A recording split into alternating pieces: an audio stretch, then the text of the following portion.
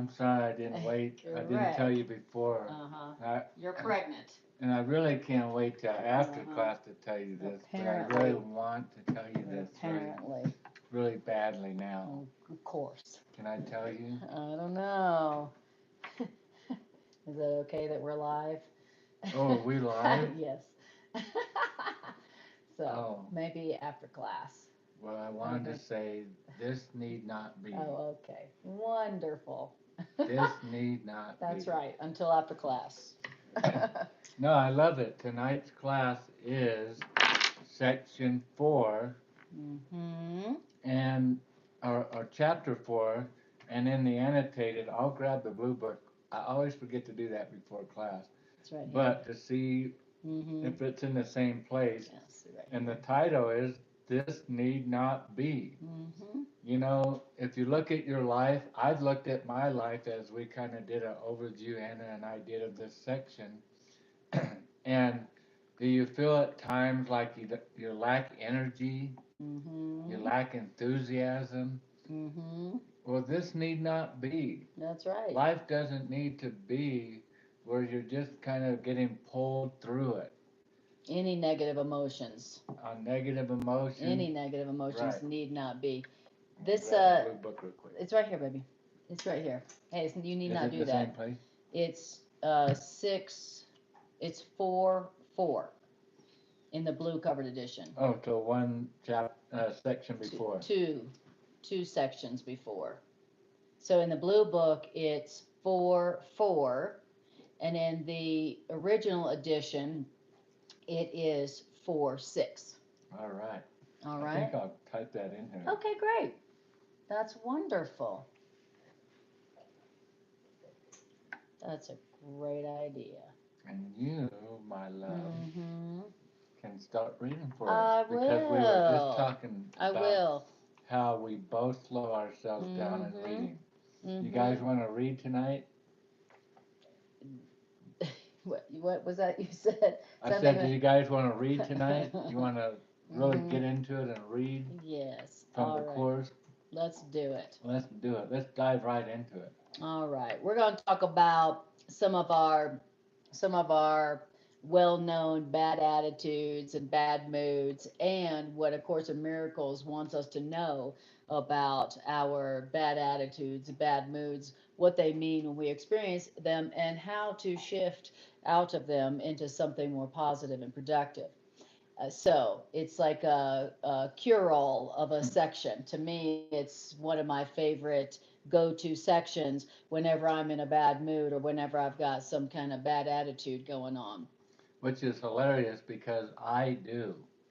You do what? I have a bad mood. Right now? Well, not right now, but in life in particular, I'm just so upset. I'm in a bad mood about what seems to be going on in the world. It's like I don't feel like we have adults running the world. I really don't. And it puts me in a bad mood. And it depresses me because I feel like there's an agenda going on, you know, and it triggers me. That's the best way I can say it. You know, from what's going on with all the money printing to the wars, the senseless wars, not just the wars, but we're talking human beings here. They're senseless. Any war is senseless. And I could go on and on. You know all the trivia going on in the world. You know, we just had a bridge collapse this week. It's never ending. We heard in the section today at 11 a.m. the stark insanity and raving madness in the world, okay, and in folks. And hey, Greg, I want to tell you something. This need not be. This need not be, and that's why I like tonight's section because when we were first reading, Anna doesn't know this, but I was literally talking to Holy Spirit in my head, going, "You are literally picking on me right now. You know I'm depressed. I mean, it just ran it down. You know that all our that bad I'm attitudes. disheartened. You know that I don't have any energy. That I'm tired. Disengaged. I'm disengaged. Disinterested. All the stuff it said, I was like, you totally pulled this off the shelf to pick on me. And then I realized halfway through the reading, I wanted to read all the way to the end, which we did. We won't get that far tonight, but because I started realizing this is how wonderful our guide is.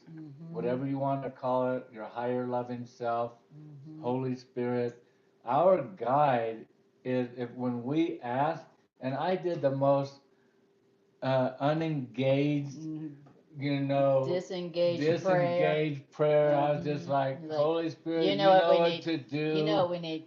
You know what everybody needs. Bam, there, and I pushed a button.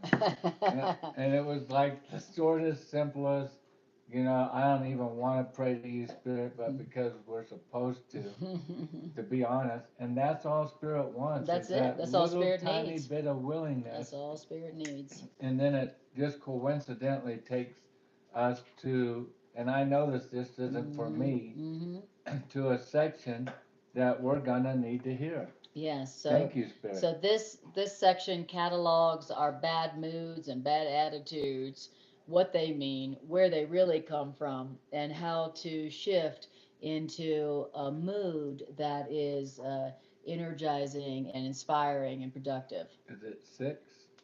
It's yeah, 6.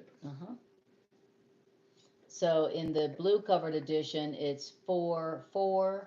In the original edition, it's 4:6. All right. And the title of it is This Need Not Be. So it says, if you cannot hear the voice of God, it is because you do not choose to listen. That's a choice. So if you got a bad mood going on, it's happening because you're choosing not to listen to the voice of love, the voice of truth. Just like asking, what do you want us to read? It's choice to listen, but the choice comes with asking. Asking is the demonstration of, I want to listen. Not asking is, no, I think I'll just stay being depressed. I'll just stay being disengaged. Yep. So if you cannot hear the voice of God, is because you do not choose to listen. All right. Now, the fact that you do listen to the voice of your ego is demonstrated by your attitudes, your feelings, and your behaviors. So we're going to talk about all those attitudes, feelings, and behaviors that demonstrate that you do listen to the voice of your ego. And that you don't listen to the voice of God. Because if you were listening to the voice of God, you wouldn't be having bad attitudes, bad moods, and the like, and bad behavior. So it's another telltale to know where you're at. Absolutely. It's like giving yourself a little check, little doctor's check, a little checkup, spiritual doctor check. And it's going, oh, I have these symptoms, like you were saying when we were reading, check, and check. Exactly. Yes. That's right. I passed the test for demonstrating that I do listen to the voice of my ego. Yeah. And that I can't hear the voice of God because why? Not because I have a hearing problem. It's because I choose not to. Right.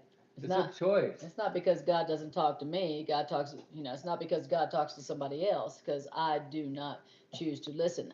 And that I do choose to listen to the voice of my ego is demonstrated by my attitudes, my feelings, and my behavior. Okay.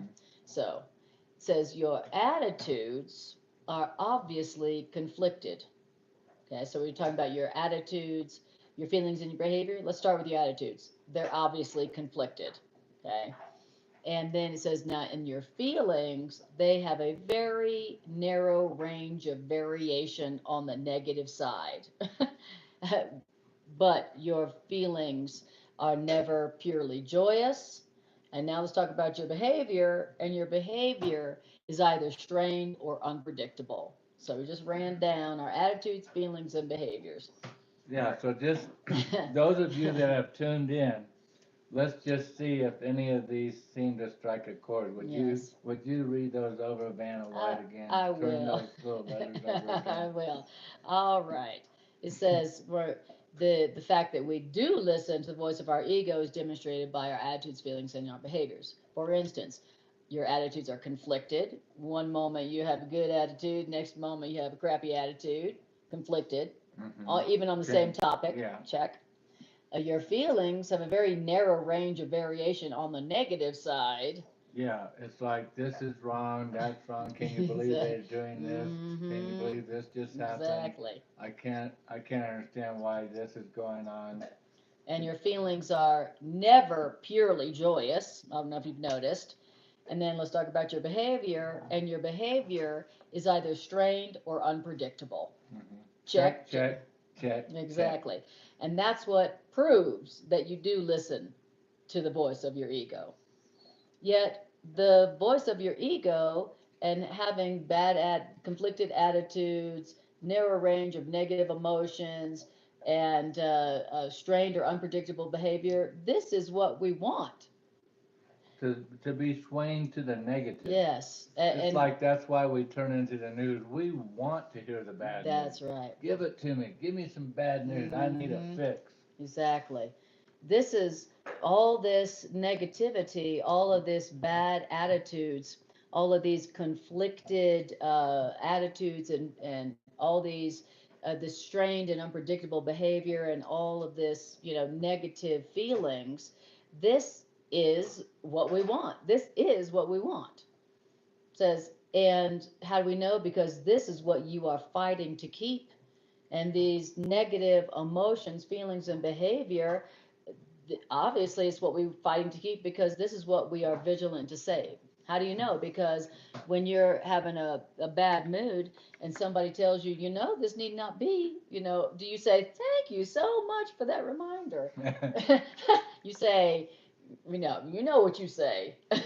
You don't say, thank you for that reminder that I have an alternative of an interpretation and an experience here, right? So, hi, Justin.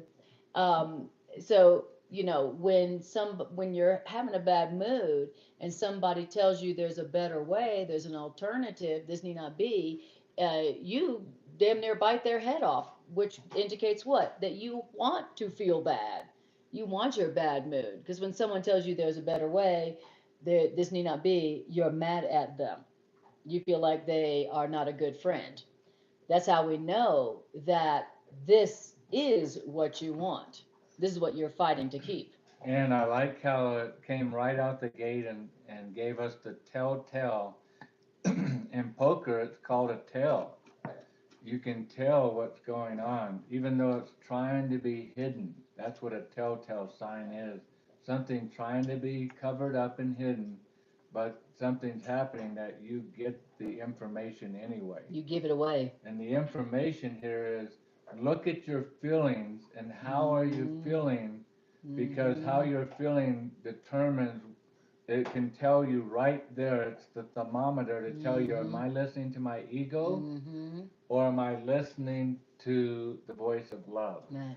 And I can tell you right out the gate, I'm just going to do a confession tonight. I've been listening to my ego this week. I have, because... How can you tell? Because all of these symptoms... Because of your feelings, your attitudes, and your behavior? I'm conflicted. I'm always seem to go to a variation, always tending to go to the negative side. Of your feelings. I'm always looking at what's going wrong with the economy, with the markets, with our country, with the migrants, with everything. It's always seeming to go to the negative. I'm not looking for the good, the beautiful, and the holy. I'm looking for what is messed up. And I'm just like feeding on it and feeding on it. And your behavior is strained or unpredictable. Right. Thank you, ego. Thank you, ego. That's a proof that you've been listening to the voice of the ego. Yeah. And it's, the fact that this is, even though it's negative feelings, bad moods, unpredictable behavior, that is what we want. And that is what we are fighting to keep and what we're vigilant to save.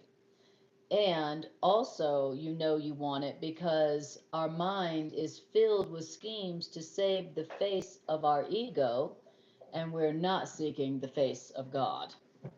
All right. That's Well, right, let the truth exactly. be told. That's right. What am I defending? I'm defending the face of my ego. I'm defending my pride. I'm defending my appearance. I'm defending how I'm seen instead of seeking the face of God. You ever hear, don't ever have any other idols before me? That's what it would be when I'm always, you know, leaning over to the negative of everything that's going on. I'm seeking the face of the ego. Mm-hmm. It's like I'm worshiping. It's like, Mm-hmm. what? Tell me some more. Give me some more. Mm-hmm. You know, give me some more evidence that things are not right. That Mm-hmm. things are not what good. Mm-hmm. Rather than seeking the face of God, which I would be seeking the face of what is going on Mm-hmm. that's good, That's what's right. going on that's What to be right, happy about. what's to be joyous about, what's to be thankful for. Mm-hmm. How can I have gratitude in this Mm-hmm. situation? No, Greg. No, We that's not what gotta, we want right now. that's not what we want. And that's hard to hear. Right, Cause we're especially like, for that's Mr. and not how I am. I'm a positive person. That's right. Mr. and Mrs. Positive. Yeah. Right. Which means our mind is filled with schemes to save the face of our ego. Yep. Meaning to, to not tell the truth about our egos. Right. To say we're Mr. and Mrs. Positive, Mr. and Mrs. Peace and Love, but at the same time, we are not seeking the face of God. We are seeking to preserve our bad moods and bad attitudes, our negative feelings, and our conflicted and unpredictable behavior. And hello, Irene. I love your sunflower. And Justin, I love your Liberty sign. Yeah. Because that's what we're about, is I love liberation. It. That's right. Freedom. You know, people are talking about Easter today, but Easter was the demonstration of liberation, that death is not real. Sin is not real. And anyway, that's a different subject, but I love both of your symbols and I love seeing your names. Me too. All right, that was paragraph number 1. Yeah, baby. Okay, paragraph number 2. The glass, or we could say the mirror, in which the ego seeks to see its face is dark indeed. Ooh. So what's the ego looking in to see itself? The course calls it a dark glass. And what is a dark glass? In essence, it's a mirror. You think of a mirror, it's something that, it's a piece of glass you can't see through, and all it does is reflect something back to you. So the glass in which the ego seeks to see its face is dark indeed. And how can the ego maintain the trick of its existence except with mirrors? So the ego is a trick, the ego is an illusion. And so the only way that the ego can maintain its existence is with smoke and mirrors. Since the ego is an illusion, the only way it can maintain its existence is through smoke and mirrors. Mirrors. Okay. But where you look to find yourself is up to you. So the ego looks to find itself in a dark glass, okay, a mirror. But where you look to find yourself is up to you. Yeah, so it's not like, you're being, to know thyself, you're being kept from yourself because, the powers to be are just overwhelming. This is one of the first steps of healing, is to come to the understanding, to the awareness.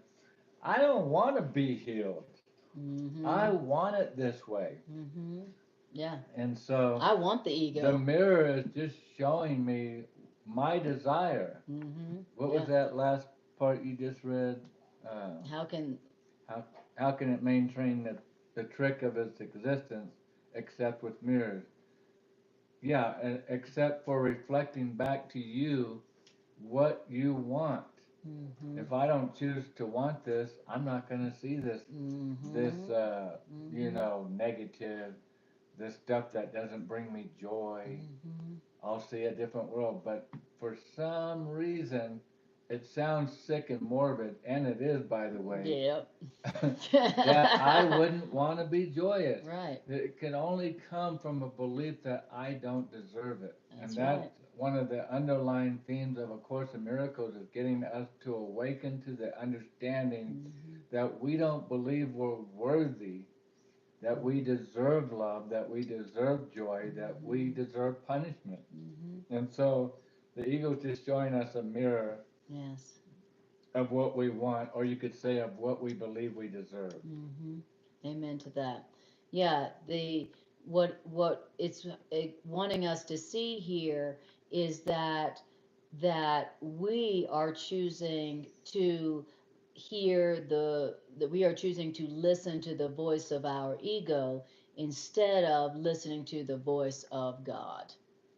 And and even though listening to the voice of the ego produces unpredictable behavior, negative feelings, and bad moods, that's what we think we want, Right. and that's what we experience, not because that's reality, but that's because that's what we want. You will experience what you want, and you will see yourself wherever it is you choose to look for yourself. Where are you looking to find yourself? Are you looking to find yourself in a dark glass like a mirror, or are you looking to find yourself in the voice for God? So he says, we have said that you cannot change your mind by changing your behavior. But we have also said, and many times before, that you can change your mind. Mm-hmm. You can't change your behavior. You can't change your mind by changing your behavior, but you can change your mind. Okay. Yep. So it's not about changing your behavior at all. That's not Right. what Course in Miracles is talking about at all. It's obvious that our behavior is just an after effect Mm-hmm. of our mind's thought. That's right. When we think something, our mind, our behavior, our bodies, our mouth, Mm-hmm. our hands, our feet carry out what our minds are thinking should be the response. And if our response is looking for negative because that's what we believe we should get, Mm-hmm. then that's what we're going to find. That's right. And so, how much time do we waste trying to change our behavior or Right. trying to change someone else's behavior? That's a great point. And talk about something that's going to put you in a bad mood. We spend all of our time doing that. Exactly, exactly. And thinking that, oh, if I change my behavior, I'm really changing, or if I get them to change their behavior, they're really changing. You know, that is going to produce a bad mood and a bad attitude, because you can't change your mind by changing your behavior, and the only real change happens on the level of the mind. The only time that you're going to get a real change ever is when you change your mind. About what? About what you want, and about who you are, and about who you're going to listen to. That's the only thing that produces any real and lasting change. Changing your mind about what voice you listen to. And No. I didn't see this when we were first reading it before class, but I Mm-hmm. see it now. That is where all the healing, of course, Yeah. is in the mind. And I'm not joking around with you guys. I've been really wrestling, and I've noticed it Mm-hmm. before tonight's class.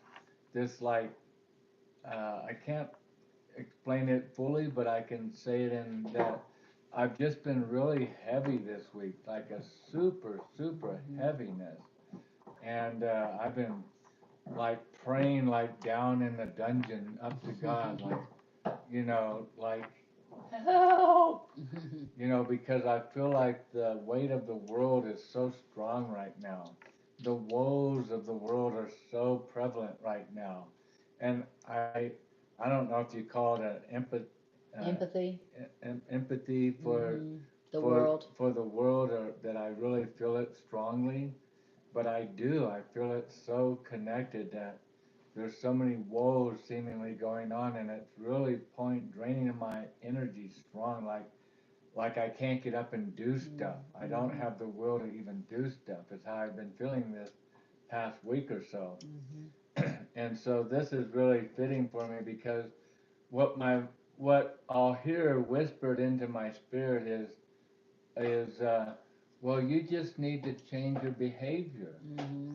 You Says the just ego. Yeah, I've been thinking you just need to go do that shower project and then you'll feel productive. Mm-hmm. If you feel productive, then you'll feel good and joyous.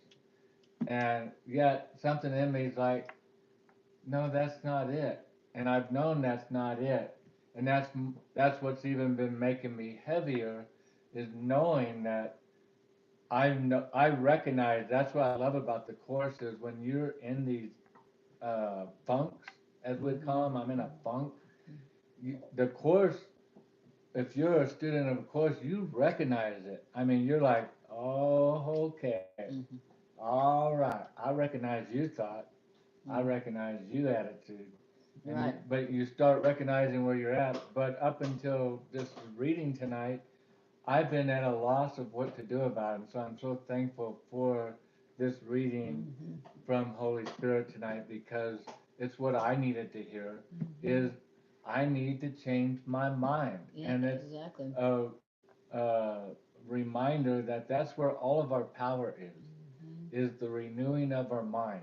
The changing of our mind. Right. And the And body will come, the and behavior will come after that. and it already said what it means by changing your mind, and that means by changing the voice you listen to.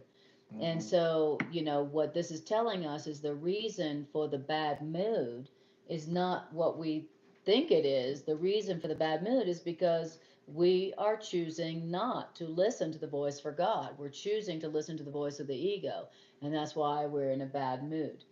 And that, if you want to change that, it comes from, well, who am I going to listen to right now? I want to change the voice I'm listening to.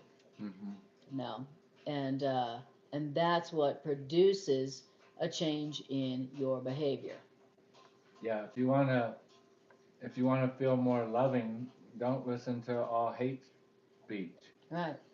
Don't Yeah, if you want to experience love, you need to listen to the voice that's talking about love, Right. you know.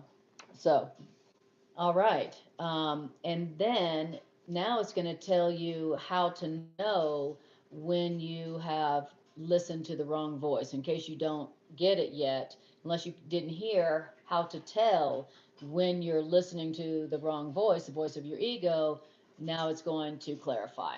I'll get her some more water. Okay. And will you move this just a hair to the right? Okay, that's good. All right. So then it says, when your mood tells you that you have chosen wrongly. And so what tells you when you have chosen wrongly? What is it? It's your mood. Your mood is letting you know when you have chosen wrongly. So when your mood tells you that you have chosen wrongly, and you have chosen wrongly whenever you are not joyous, then know or be certain that this need not be. So I'll read that again. When your mood tells you that you have chosen wrongly, and this is so whenever you are not joyous, then know that this need not be.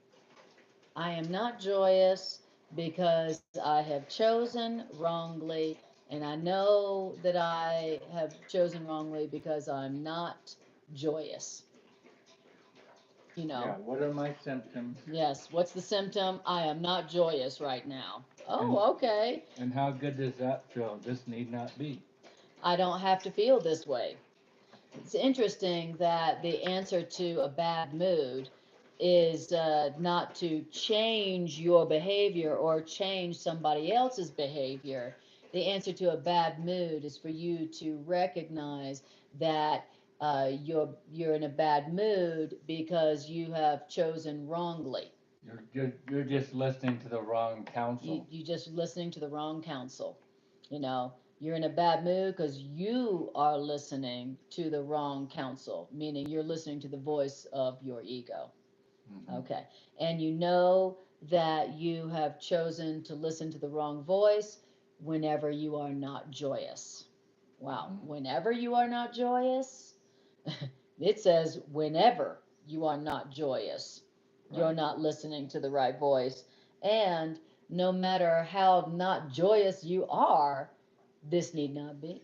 And I want us to tuck away what it's telling us right now. We may not even get to it, but later it's telling us about how we don't think that we're worth the effort, Yes. as it put it, to be healed. That we don't deserve to be happy. That we don't deserve to be happy. We don't think that we're worth that effort.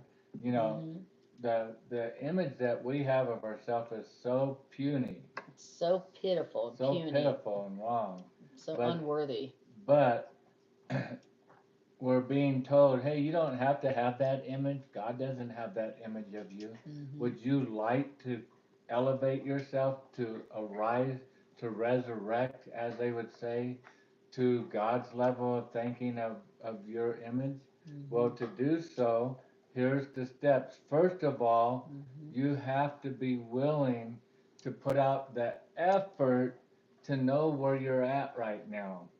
See, I knew I was been in a bad mood, in a valley this week. But you didn't know why. But I didn't know why. Now I'm being told, Greg, it's because you're listening to your ego. Your ego is full of negative thoughts, negative encouragement, telling you how things aren't going to go right, telling you how much, things are wrong. And boy, that is weighing on a person. That is really a burden to carry. It definitely will produce you not being joyous. For sure. Yeah. I'm a witness.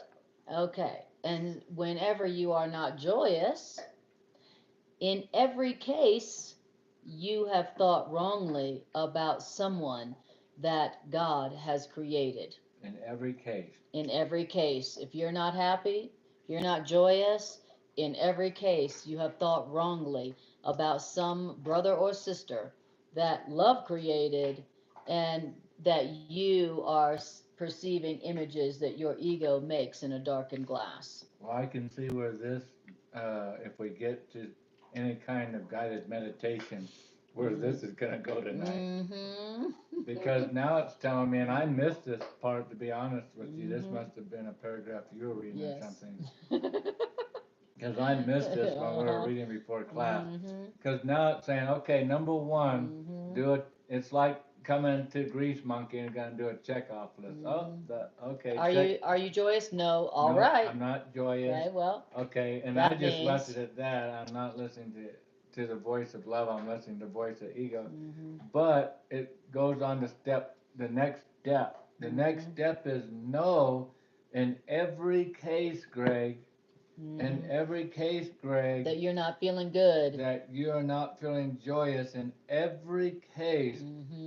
Not some of them, but all of them. You have thought wrongly about a brother or sister. Well, what are the chances of that? Very good. Very high. Very high. Very high. From the political presidential leaders to the local governmental bodies to the person everybody in between. To everybody you've interacted with today. Yeah. And so what does it mean to say that you've thought wrongly about someone that love has created? It means that you are seeing images that your ego made or makes in a darkened glass, in a mirror. In other words, you've made up a dark image of that person in a mirror. In other words, you projected an image of that person. You have projected or made an image of that person that is being mirrored in your ego's dark glass. That's what it means to have thought wrongly about someone. When everyone is a creation of love. God is love, and everyone is a creation of love. And when you are thinking wrongly about someone, you are thinking wrongly about someone that God created. You're just making up images of that person that your ego made up in its dark glass. In other words, it's a projection. When you are thinking wrongly about somebody, you're making up an image, a And dark image. And that's like, You're not seeing the truth of them. that's like, as soon as you do that, that's like stabbing an injection of unjoyousness in you.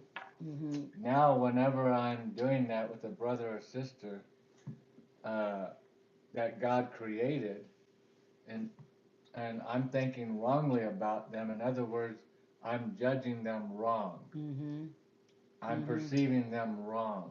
Unlovingly. And that is putting the experience in my own life of an experience of unhappiness. Yeah, exactly. Of my, I just lowered my joy monitor way down by my own doing. Yeah, we are convinced that whenever we're not joyous, it's because of something they did. The truth is that whenever we're not joyous, it's because we're seeing them wrong. What? I know. I This is why A Course in Miracles is not as popular. No, don't blame me. That's why this is not, the Course in Miracles is not as popular as other things You that blame everybody else. You either agree that it's the other person like I think it is, or I'm getting a different therapist. I know, honey. Please do.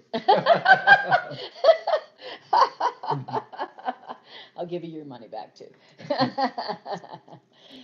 So, when this has occurred, okay, so when this has occurred, that you are not wholly joyous because you have thought wrongly about someone that love has created, then here's what you need to do if you want to get to be feeling good again. Okay. You want to hear? I definitely want to. Okay, all right, here's it goes. Sign Here it me goes. up to whatever's So coming. if you want to feel better, then here's how you do it.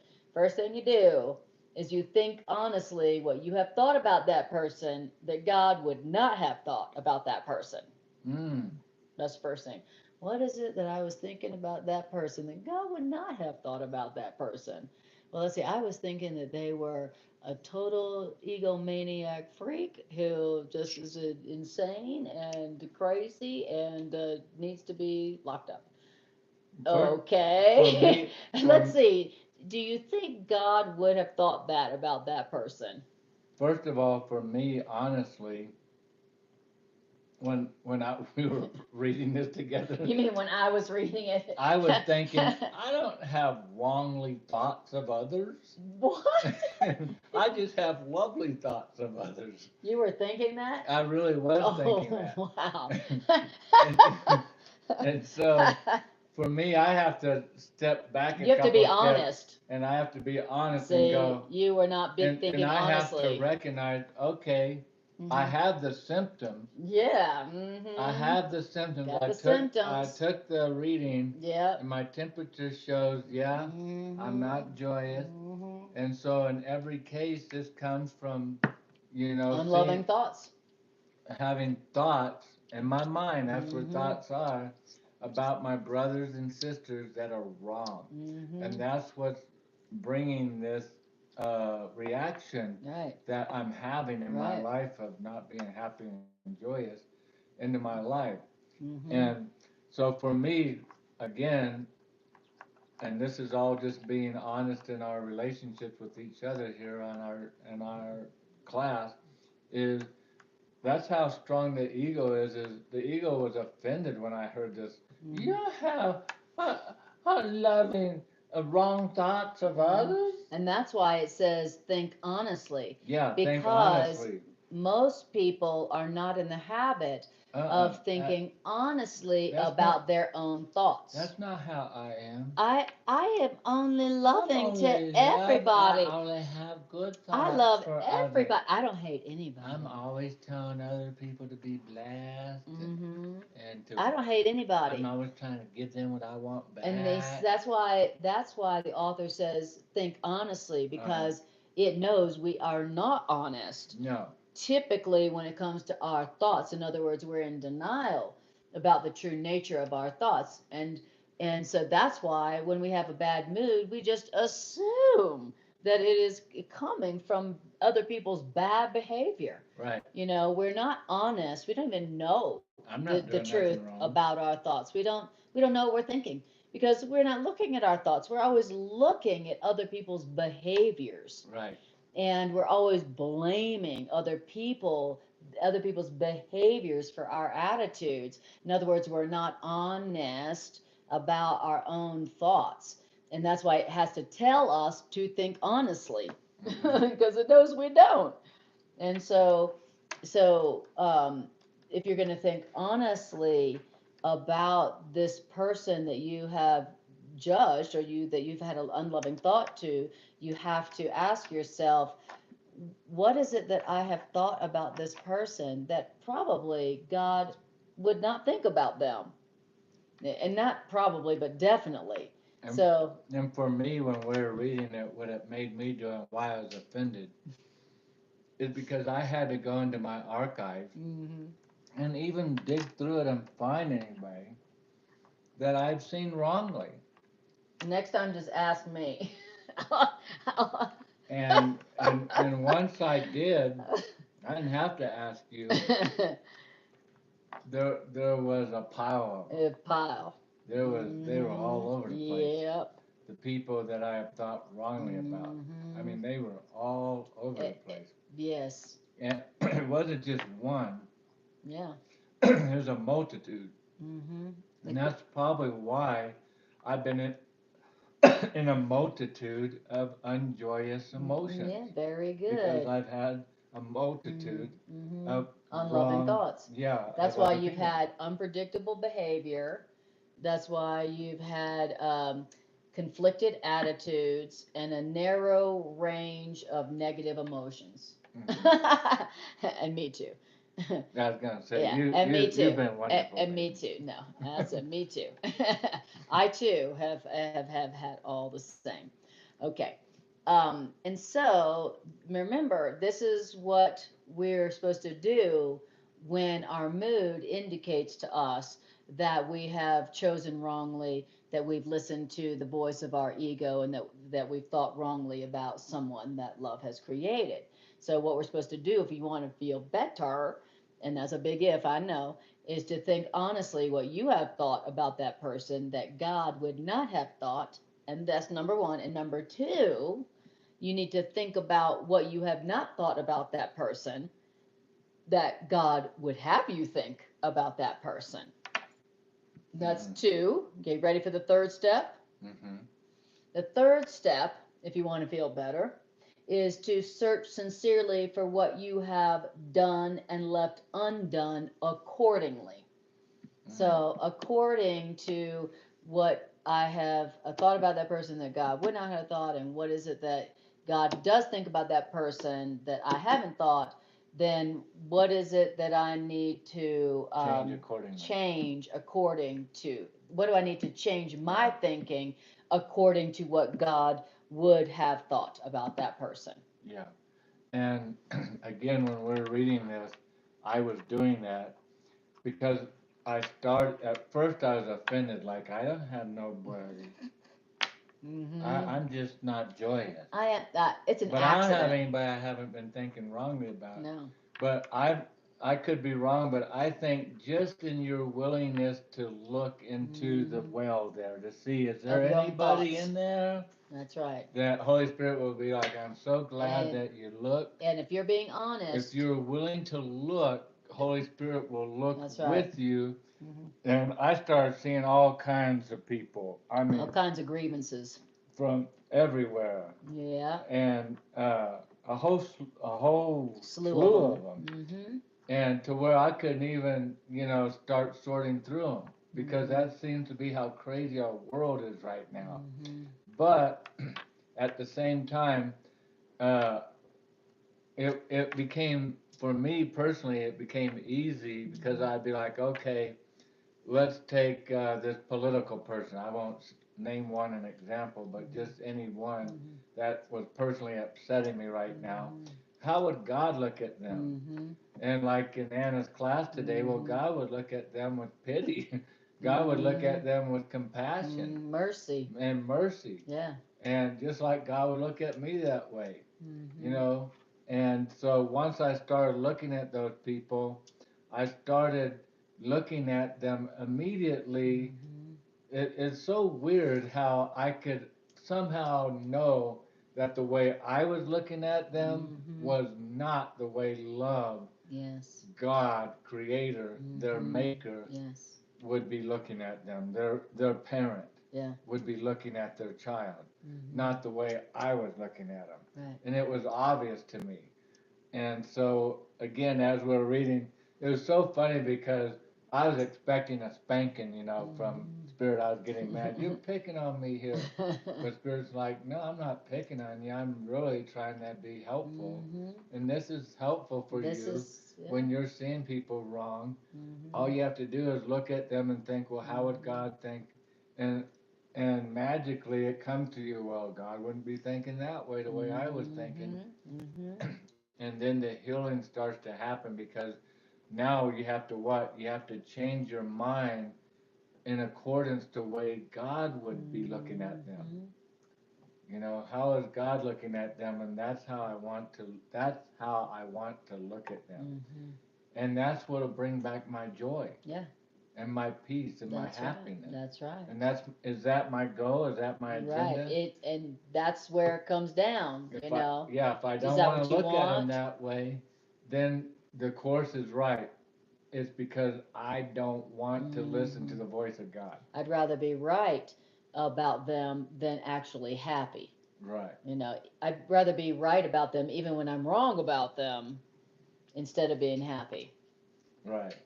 Well, thank you for honestly sharing about that. Thank you for being honest about your ego right there. Thank you. It's easy. Thank you for taking that chance. Let's see what we got here. I'll let you in. Okay, I love it.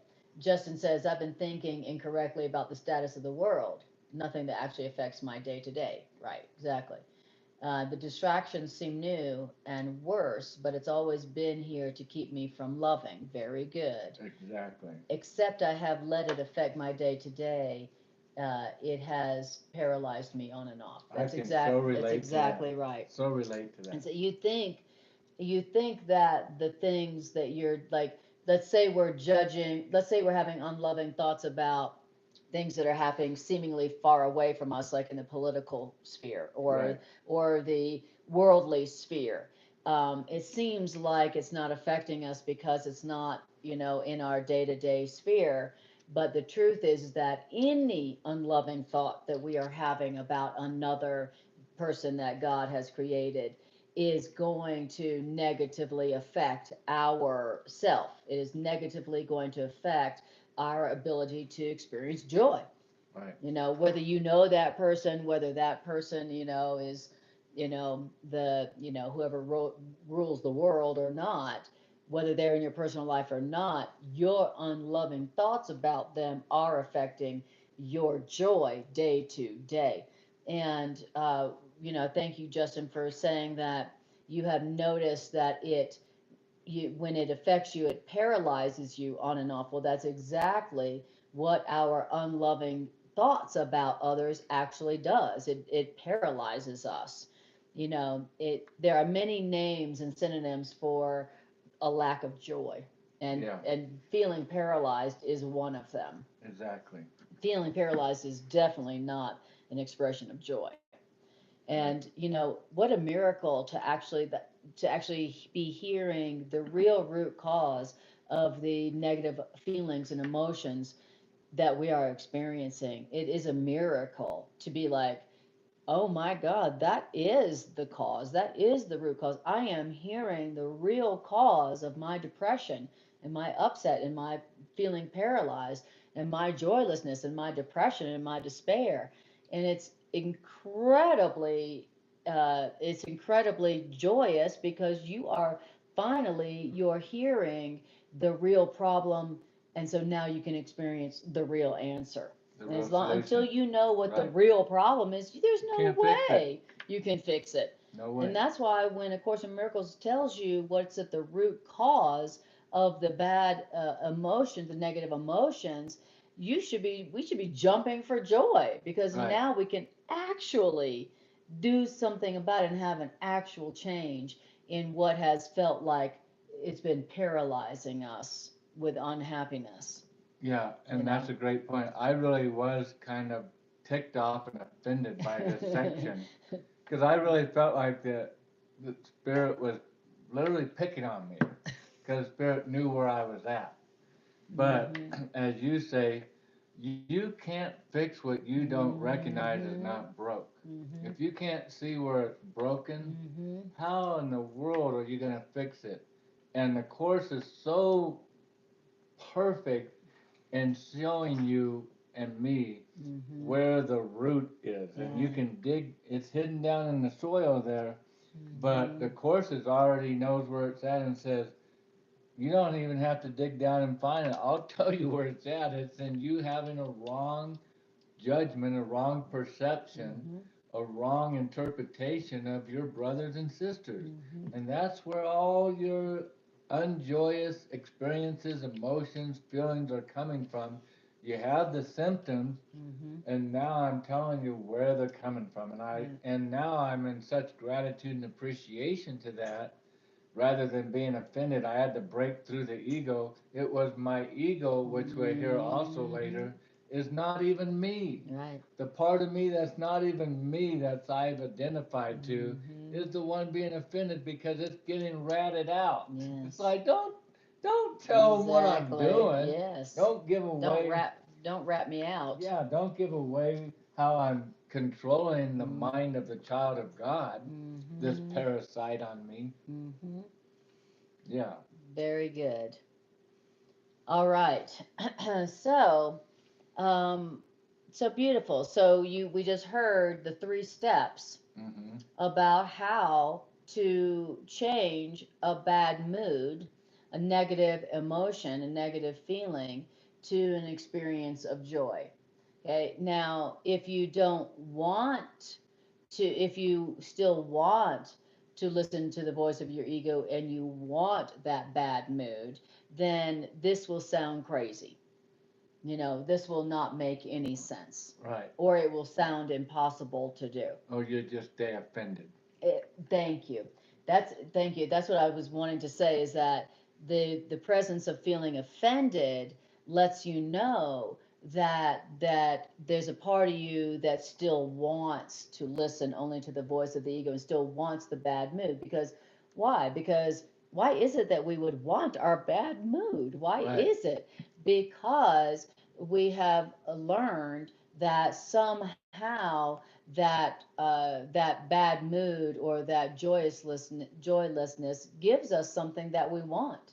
Somehow we think it protects us. Well, if I don't see what's going on and be pissed off and afraid of what I see going on by those people, then I'll just be taken advantage of, or And so, or I'll be happy, and I don't deserve to be happy. Well, that's the deeper fear. Yeah, because I've offended God. Right. Well, that's the deeper fear. That's the deeper fear. But the reason that the more superficial reason is that I don't want to let go of my judgment, because I believe that my judgment of that person keeps me safe. Protects what I think of as me. Right. And even though that the ego is not me, like you just said. So, okay, great. So we just heard the 3 steps to changing your bad mood. When you realize, when you have a bad mood. I like steps. Me too. I'm really always about the formulas. Like checklist. I know. Me too. Okay. I'm a checklist kind of person. I'm a formula kind of person. Anybody that wants to get to success. Exactly. And they have literally provided on a silver plate a checklist. First, what's your mood? Oh, you're not joyous? Okay. Okay. Then argue. Proceed to step 2. What's step 2? Step 2, be aware that you're listening to the voice of your ego and not to God. Yeah. Oh, I'm offended. Okay. Okay, Step great. 3, are you willing to go on? Mr. and Mrs. Offended, whoever you are you willing to go on? Yes, I'm willing to go on. Okay, and that's what I love so much and have always appreciated about the Course, is it never ever, one time ever, in any of its teaching, ever just gives you condemnation. Ever. Never gives you a judgment to make you feel lowly or downtrodden. It always does tell you the truth, which at first does trigger you, does offend you, does put you in your place. Yes. Because it says, okay, child, this is what's really going on. Mm-hmm. And here's what to do. Here's the answer. Right. And that's what you gotta love about it, is it always comes with the problem. Tells you what it is. And it doesn't skirt around the bushes. No, it doesn't. Goes right into the root cause of our problem. Yep. And it comes right with it, hand in hand, the answers and the solution, and it's all on a checkoff list. Yeah. Check your mood. Okay, I'm not feeling joyous. I'm feeling disengaged. I'm feeling uninspired. Okay, that's my condition. Yeah.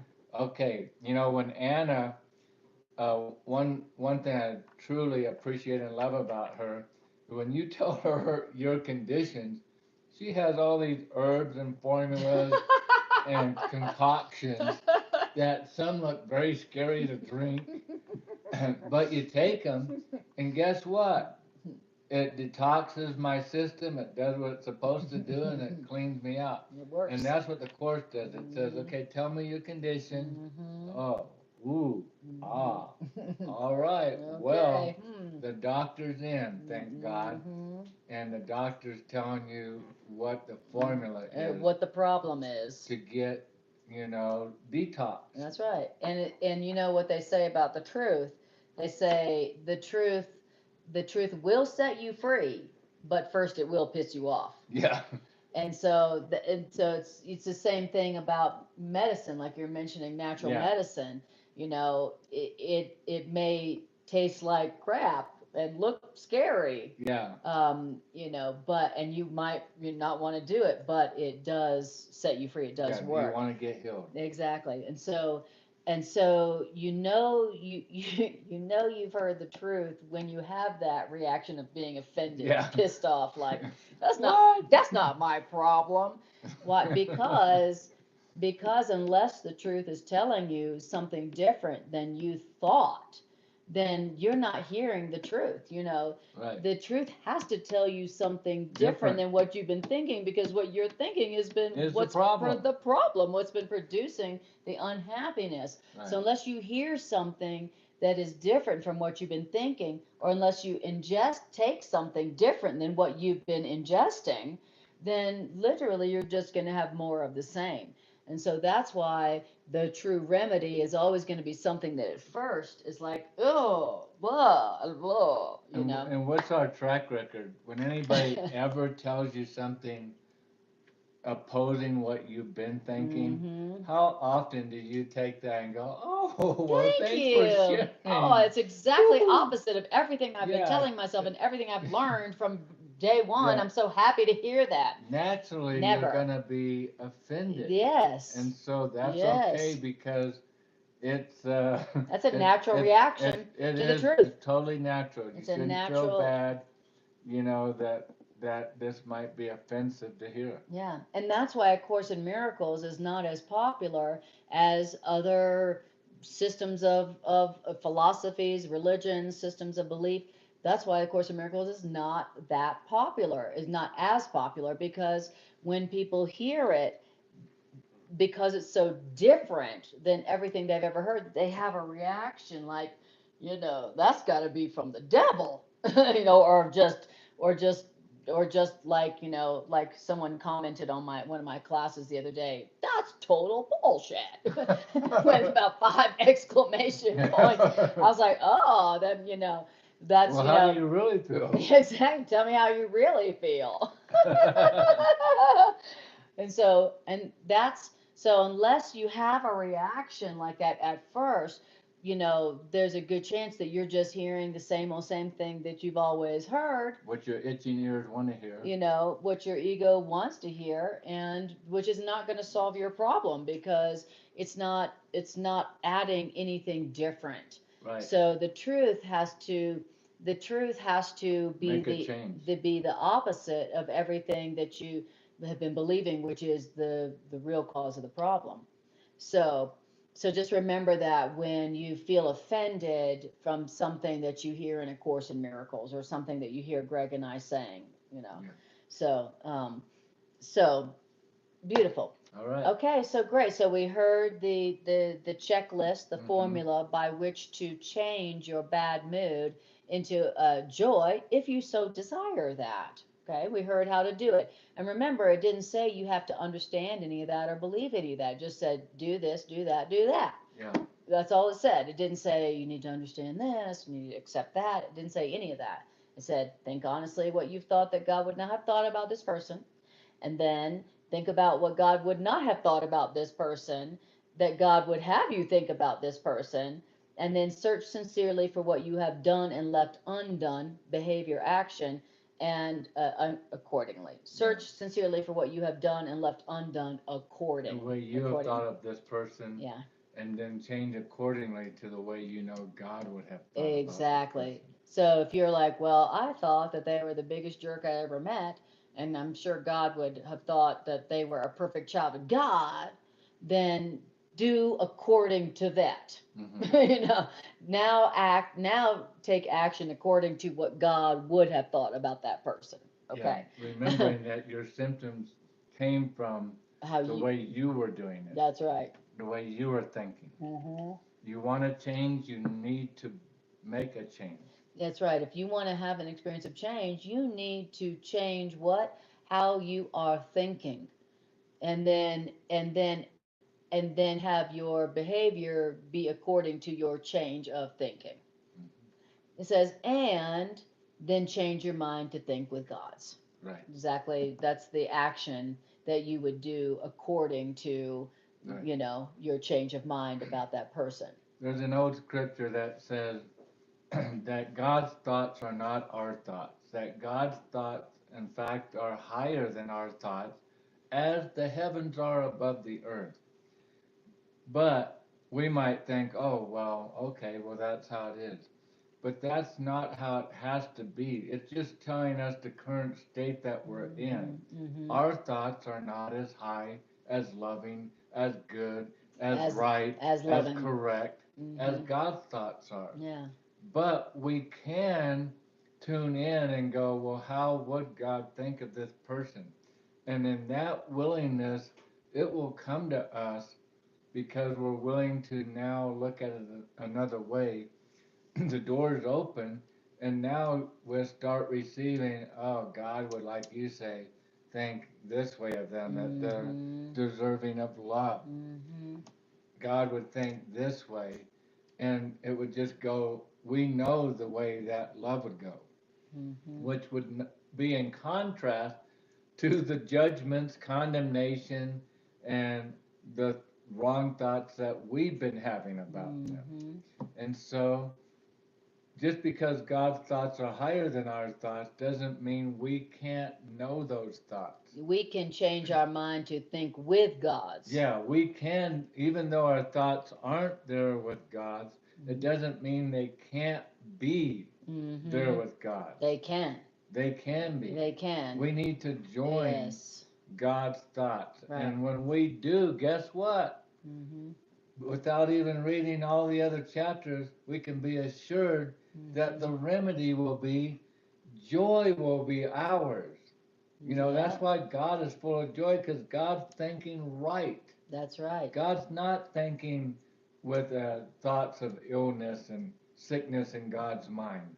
God's thinking right about your brothers and sisters. Meaning only loving. Only loving. And so God is only experiencing the results joy, of that. love, peace, harmony, all of those attributes that come from right thinking. That's right. Everything, all the joy we say we want comes from right thinking, which means changing our mind to think with God's, which means changing our minds to think only loving thoughts about those whom love has created. Right. That's what it means to think right. That's what it means to be thinking right. And right thinking, right-minded thinking is the source of joy and happiness. It's not what other people do or don't do. It's not what you have. It's not power, fame, money, physical pleasure. It's not getting other people to change. It's not getting yourself to change. Happiness and joy truly comes from right-minded thinking. right-minded thinking. That is the true cause of lasting joy and happiness, according to A Course in Miracles. There's a part in the Course, one of those you would know better than me, but it says something along the lines of, my brother and my sister is playing their part perfectly. They're doing their part exactly as they're supposed to be. Mm-hmm. You know, my failure to recognize that is my failure. Right. It's not theirs, it's not God's, it's my failure. That's But right. there's stories where we'll say to ourselves, well, there's no way to look at this person Differently or lovingly. lovingly. No way. Or different than the way that I am, that they're an idiot or that they're just a disaster. I mean, have you heard what they did? Let me tell you. And again, that's focusing what? On one side of the fence. And if you stay on that side, it's easy to swim in that river. But if you come over here and go, okay, at least I'm willing to look at them the way God would, even though I know it's not true, then things will change. They really will. I've experienced it. Right. But do you want to be right about your judgments, or do you want to be happy? Right. Or you could say, do you want to continue being not in a state of joy, disconnected, depressed, miserable? Do you want to stay in that state? Right. You know, is that fulfilling your desire and fantasy of your reflection of what life should be? And it really is the perfect title. This need not be. It doesn't have to be that way. I love it. It I don't really, care what your story is. it is love's answer to all the misery that we have created, that we have made for ourselves. The love's answer always is, well, doesn't have to be that way. You know, and we're like, oh yeah, what do you mean? What are you telling me I'm wrong? You know, and we defend our misery. We defend our misery, which, you know, which is honestly, that lets you know that that's what you want. You want to be miserable. And when you say to somebody, well, you want to be miserable. No, I don't. They're offended. You know, how do people react to the truth? Offended. When you tell somebody you're miserable because you want to be, but you don't have to be, they are offended. Because they know that sounds like somebody that would be insane. That's right. And you know, but that's what love always says to us when in our misery. Love is always saying, it doesn't have to be that way. This need not be. There's a better way. It doesn't have to be that way. And only after we have suffered enough, only when we have reached our threshold for pain, and that's it, I cannot take any more pain, only then do you go, there's a better way. It doesn't have to be like this. Tell me more. Yep. You know, only when you've reached that threshold of pain where you're like, that's it, I cannot take any more pain. You know, and the Course in Miracles says everyone has a threshold, and so your threshold for pain may be very high. Your tolerance for pain may be very high, but it is not without limit. Everybody at some point comes to their threshold where they go, there has to be a better way than experiencing this level of pain and misery. Everybody. That's not just some people, that's everybody. Why? Because everybody was created by God. And so everybody at some point has to realize, this is not what I want. There's got to be a better way. And that's when their mind is open to change. That's when they're willing to hear something that they, you know, don't know or don't agree with. That's when they're willing to hear something different, you know. And it's good to know that everyone in their own time will come to that point where they say there's got to be a better way. And you know, and now their mind is open. And as a matter of fact, that's how A Course in Miracles came through. Was Helen and Bill, they reached their level of reached the height of their tolerance for pain in their professional life, and Bill said, there's got to be a better way to do this. There's got to be a better way, because he had no more tolerance for the pain of the situation, and he said there's got to be a better way, which means now his mind is open to hear something different. And Helen said, I join with you in finding that way. And then right after that, Helen started having psychic prophetic dreams that were preparing the way for the Course in Miracles to start being dictated through her. So, all right. So this It might seem hard, which is to join God's thoughts, to have the same thoughts of another person that God has. Right, to change your mind to think with God's may seem hard to you, but it is much easier than trying to think against God's thoughts for that person. We think it's easy to have the negative thoughts. Right.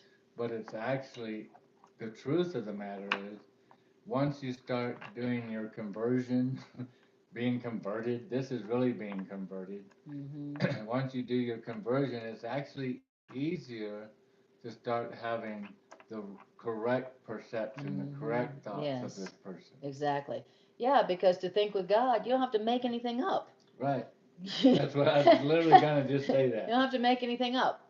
The other way, we are making something up. You got to. That's why it says we're looking at our brother and sister wrongly.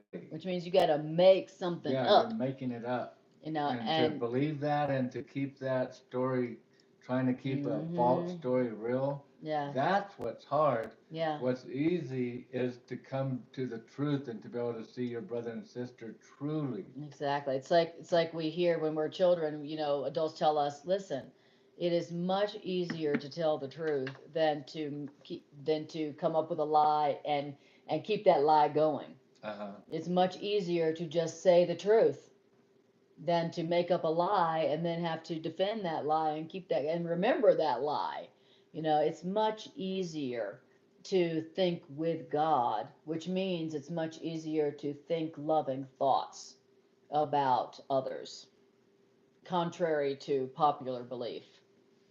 He says and that's because your mind is one with God's. That's why it's much easier to think with God than to think unlike God. That's why it's much easier to think loving thoughts than to think unloving thoughts about others, even though it doesn't seem like that. And that's because your mind is one with God's, whereas your mind isn't one with the ego. And denying that your mind is one with God's and thinking otherwise has held your ego together, but has literally split your mind. Now, as a loving brother, the author of the Course says, I am deeply concerned with your mind. So, who is the author of the Course? Our loving brother, our loving elder brother. And our loving elder brother is telling us, I am deeply concerned with your mind. And that's why I'm urging you to follow my example as you look at yourself and as you look at others, and see in both them and you both the glorious creations of a glorious Father. Mm-hmm. That's how our elder brother, the author of the Course, is encouraging us to see ourselves and others. Why? Because our elder brother, the author of the Course, is deeply concerned with our mind. Our elder brother, author of the Course, knows that as we see others, that's how that determines what we're going to experience in our own mind. You know, our loving elder brother knows that. And so our elder brother is saying, listen, when it comes to how you see yourself and others, this is how I want you to see yourself and others. You're both the glorious creations of a glorious creator. That's how I want you to look at them, and that's how I want you to look at yourself, so that you can have a peaceful, happy, loving, creative, productive mind. Your brothers and sisters are perfect creations that came from a perfect creator. And that is the only right way to see them and to see yourself. Anything else is seeing them incorrectly, and it will produce sorrow and a whole host of other symptoms of negative emotions. Like sadness. Like sadness. And so, when you are sad, know that this need not be. Isn't that funny? That's the first thing to think about. You got a negative emotion. The first thing to think about is it doesn't have to be this way. I don't have to feel this way. You know, when we feel negative emotion, we just assume that's the only way to feel.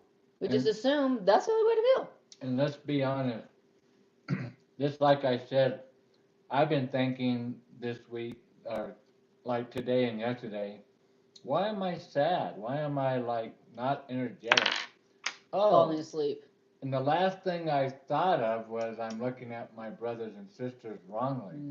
I was thinking, well, maybe I need to do this, or maybe I should do that, or maybe if this would happen. I'm thinking of all the things that will not fix the problem. Clever ego. Very clever. Clever ego. Ingenious. Ingenious. I like how Demi puts it into such great words here. Right-minded thinking is the source of joy and is happiness. I think. Yeah. It's IA something. Oh, it's IA. Okay. But anyway. Yeah, thank you, Demi. That's you right. Got it. Right-minded thinking. Yeah, that's it. Is the source. It's not anything else of the million other else's that we come up with to find our joy and happiness. It's right-minded thinking of our brothers and sisters, of God's creation. That's what right-minded thinking means, is that we're seeing each other and ourselves accurately, which means like God does. You are not thinking right about yourself and others until you are seeing them and thinking about them and you the way God sees them and thinks about them, and the way God sees you and thinks about you. That is what right-minded thinking means, is that I'm seeing and thinking like God is seeing and thinking about them and me.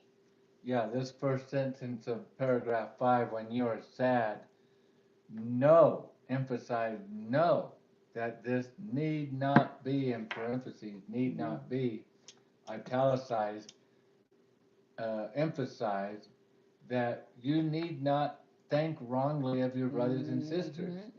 It could be said that way. When you're sad, know that you need not be thinking wrongly about your brothers and sisters, because that takes us directly to the source of the problem. That's right. That doesn't get us like the ego does, sidetracked. Maybe if this changes, maybe if that happens, maybe if I start doing this, maybe if I start exercising, maybe if I do this diet, maybe if I get this job. And you're looking for all the sources of our joy and happiness, which have nothing to do with it. Nothing. Exactly. So when you are sad, the first thing to remember is, and the first thing to be certain about, is that it doesn't have to be this way. You know, sadness is not the only emotion you could be experiencing. Like I was saying, you know, we have a negative emotion and we just immediately unconsciously assume that that's the only way to feel, right? And when somebody goes, well, you know, there's another way to feel, right? And then we're not like, oh yeah, thanks. We're like offended. But this is saying when you are sad, know or be certain that it doesn't have to be that way. Know that this need not be. Why? Because depression is of the ego. And so depression means that you are hiding little spots of hatred that are hurting you. And I want you to know that this line right here, and a lot of the lines you'll hear following, was edited out. So this is one of those lines. This is why one of the reasons why Greg and I read the original dictation edition, is that there's so much good stuff that was left out. For instance, depression is of the ego, and depression means you are hiding little spots of hatred that are hurting you. It's interesting because we always think depression is something besides that. Like depression is like, well, my situation, or somebody treated me bad, or my childhood, or I'm depressed because I lost this. It says that depression is is because you are hiding little spots of hatred that are hurting you. Grievances. Grievances. That's what depression really means. And so that's why depression always arises ultimately from a sense of being deprived of something you want and do not have. So someone or something is depriving me of something that I want and I do not have. Somebody is depriving me of something I want but don't have. And that's why I'm thinking of them wrongly. Exactly. And since I'm hating them, whoever it is that I think has deprived me of that something I want and don't have, and I'm hating them, secretly I'm hiding that, now I am depressed. Okay. Someone has deprived me of something I want and I don't have, and I am secretly hating them for that, secretly hiding that. Now I am depressed. Okay. What's the remedy? Well, we already heard first tell yourself, I don't have to feel this way. This is not the only way I could feel. This is not the only way I could be seeing this. This is not the only way I could be interpreting this situation.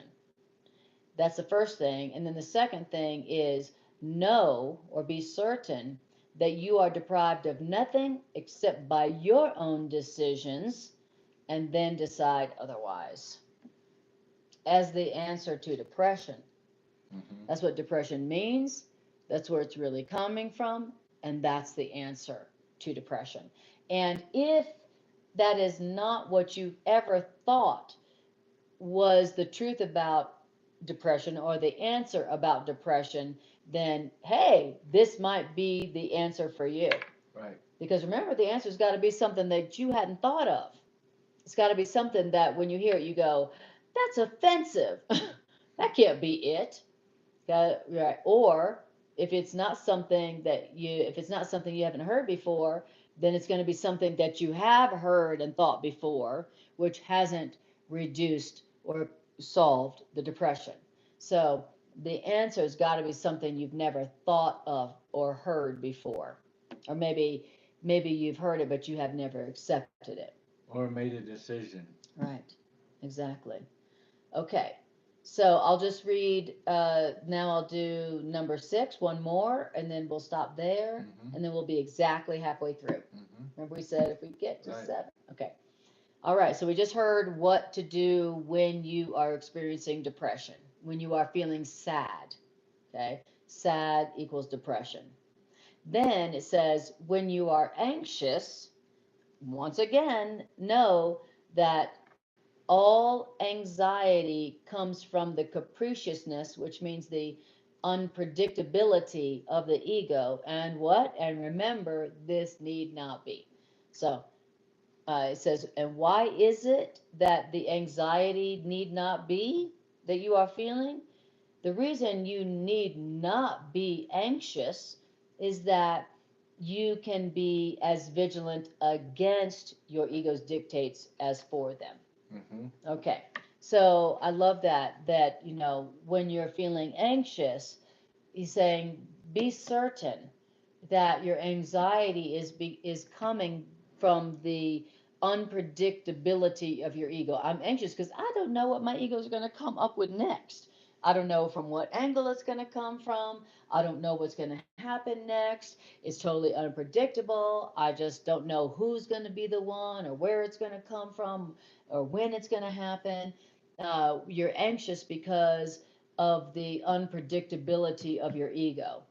I just don't know when and where it's going to strike, right? That's what we're feeling anxious about.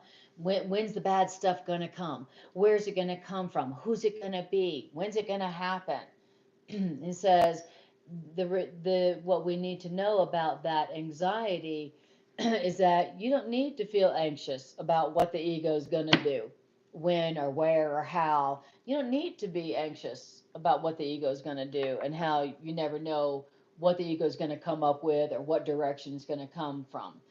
You know, you don't need to feel anxious about that because because wherever the ego comes from, however it comes up, whoever it comes through, whenever it comes up, you can be as vigilant against the ego's lies as you can be vigilant for the ego's lies. So it doesn't matter when the ego comes up, where it comes up, who it comes through, no matter where it comes up, you can be you can just as easily go, that's not true, that's not true, that's not true, that didn't come from God, so that's not true. You can easily be as vigilant against the lies the ego is telling you, wherever it comes, whenever it comes up, no matter how unpredictable it is, as you can be vigilant for the ego. And that's why you don't need to be anxious. It's like, I don't need to be anxious about what could happen, oh my God, what could happen in the future? Well, whatever happens in the future, you have the truth that heals and cures and answers all whatever the ego comes up with. Whatever it comes up with, you have the truth that can correct it, that can treat it, that can cure it, that can make it disappear, that can turn it into a blessing. Whatever it is, whatever it is, whatever the ego comes up with, whenever it happens, you have the truth that makes it disappear. And what is that truth but to get at some level quiet within yourself long enough that you can ask the question, yes, how would God be looking at this brother or sister? And sometimes that means to even be in recognition of, I'm having an issue with a brother or sister. You know, we're not even at that level of awareness most of the time. But to realize the state I'm in, as it said earlier, to look at my um, the mood. When your mood tells you you have willed wrongly, your mood is talking to you. Yeah, your mood is good information. Your mood is like your body. It's like a barometer. Your body has something going wrong with it. It's because you're doing something spiritually wrong. Your mood unloving is the same way. Your mood is telling you something, and if you don't like what it's telling you, it's robbed you of your peace, then it's telling you something. It's like Anna said, a barometer that's telling you you have a high temperature. Yeah. Because why? What did you hear? You've chosen wrongly. Oh yeah, I looked at my brother or sister, and then it makes you go, unlovingly. Well, who have I done that to? Who have I thought unlovingly about? Because to be depressed, to be in a state of anxiety, to be disconnected, to be depressed, you're in that state totally unaware of what got you there. Yeah. But once you are an awoke student of God, a child of God that's on the course to healing, you realize the state of existence that you're in, which is, I'm sad. Okay, I'm sad. Okay, what's next? Oh, I have looked at a brother and sister wrongly. And that will make you do an inventory check. That's right, yes. Automatically. It's what it made me do after reading this tonight. And somebody came to me that would have been the last person on my list I would have thought of that I had judged wrongly. And it made total sense. And now I had to join with God and say, how would you look at this person? And it was easy for me, in my case, very easy to see all the loving attributes of this person, of which could change my perception of them, which will change everything. It'll change my mood, it'll change my anxiety, it'll change my depression. It is the remedy that I need for the state that I'm in. Exactly. I can be my own physician. Absolutely. If I just know what the issue is. What the problem is. And I like you were saying, you know, you don't have to figure out how to see them lovingly. Okay. Mm-hmm.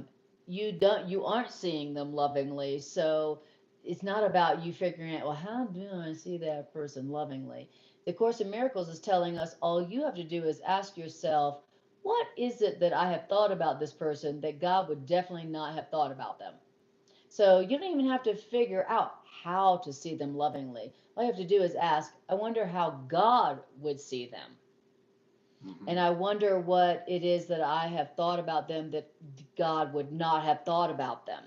Right. So I don't have to figure out how, well, I don't know how to see this person lovingly. I mean, who could see this person? Who could see Schwab, what's his name?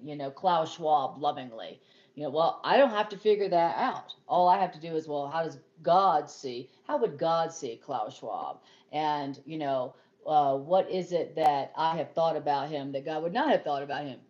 That's all I have to do, which is a lot easier than not only thinking wrongly about him, but then trying to figure out how to see him lovingly. Right. And I love that. It just takes all the pressure off of me. I don't have to figure out. If I knew how to see Klaus Schwab correctly, I would have seen him correctly already. And I wouldn't be in this state. And I wouldn't have the anxiety and the depression and the sadness and the bad mood that I have right now. So all right, so now we have gone through paragraph 6, and then next Sunday, we will start at paragraph 7. So happy which is exactly, for you, Tricia, that you got your own place. Yes.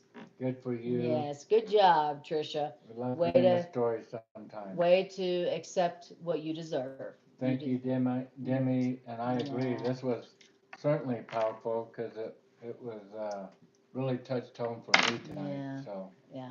And I appreciate you guys, as we always do, joining us, being here with us, strengthening these ideas. Exactly. And knowing that I'm not alone in these struggles. Yes, that's right. That helps a lot. We love you and appreciate you all so much. So much. So much. And may the Course be with you.